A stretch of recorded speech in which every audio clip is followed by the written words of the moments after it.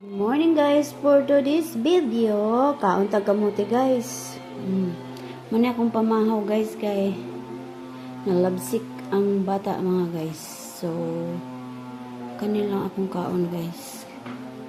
Kaya may lami ikaw, may lang ni sulod-sulod sa akong tiyan guys.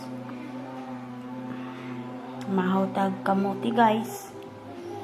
Healthy man po din ni siyang kamuti para sa imong digestion, sa imong pagbawas.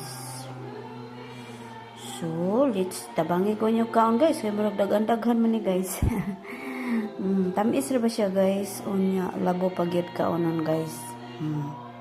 Lami kay siya pamahaw nako guys.